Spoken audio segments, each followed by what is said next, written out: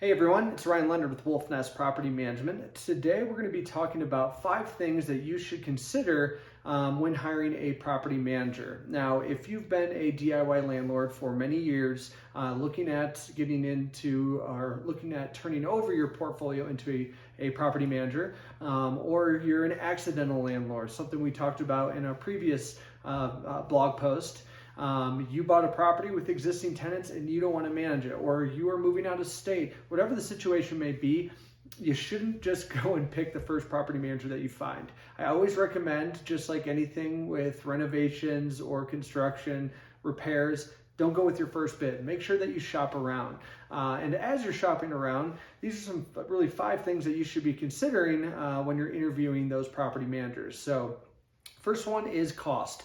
Now, if you have a mortgage on this property and you're like, wow, looking at what the neighbors just rented for, I think we could do this as well, and we can make a couple $100 or $1,000 a month. If that's the case, make sure that you're factoring in the cost of that management.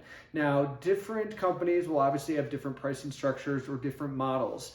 Some may charge leasing fees, some may charge monthly percentage that's similar to us.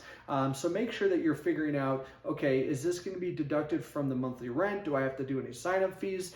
Really look into the full cost. Now, something that I like to do for potential clients when providing a rental analysis for the property, also breaking it out into like a net operating statement. So we're going to say, okay, if rent is this, our management fee would be this, how we'd structure the utilities would be this, and bottom line, this is what you're going to see in your account each month. Now, having that number is a great way to see if, okay, is this viable for me to have a property manager?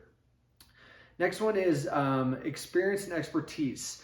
When you're looking at property managers, ask about their portfolio. Do you manage single family homes, townhomes, condos like Wolfnest? Or do you manage, 150 unit apartment complexes? Obviously, someone whose portfolio is made up of multifamily, large multifamily, commercial type properties, and really doesn't do many, single family townhome type rental properties, then that's something that you want to consider. Make sure that you fit in with their portfolio and that you're not going to be the guinea pig for them. Next one is responsibilities. Really figure out what that property manager is responsible for. Is it a tenant placement type service where all they're doing is finding, screening, and placing a tenant, and then you're on the hook for everything else? Are they going to be doing, record keeping, accounting, monthly statements? Are they going to be doing, tax 1099 or tax information like cash flow summary reports? Are those things going to be provided?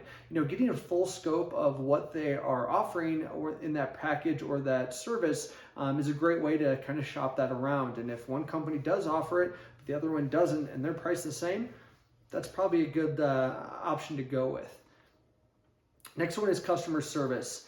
That's a big one. We like to stress that whether you're a tenant, you're an owner, or prospective owner, if you reach out to us, we're going to get back to you within 24 business hours, if not sooner. And obviously with emergency issues, we're going to get back a lot quicker.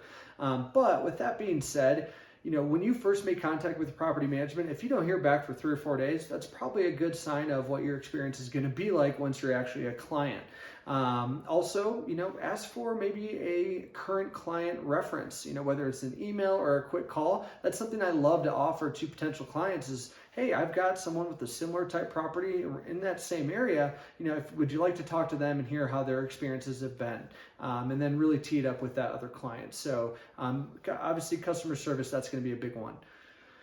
And then figure out that model, that management model. Are you going to have a solo manager that's going to be managing your property and 100 other properties while doing the maintenance and the showings and the leasing, the applications, the tenant relations, owner relations? That's a lot.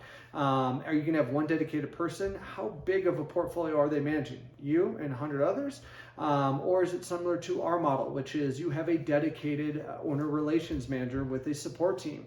And if you have a question, we're not going to bounce you around to 15 different departments. He's going to work with the other departments to get the answers and then report directly back to you. That way we can really streamline the communication and get back to you as quickly as possible. So a good one is to ask, okay, what type of manager or team am I going to have? So again, those are just 5 things that I would be considering if I was looking into property managers. If you have any questions or you're not happy with your current manager or you want to hear about our services and what we can offer, give me a call. That's my phone number, my email. I'd be happy to discuss with you and see if we could be a good fit. All right, thanks guys.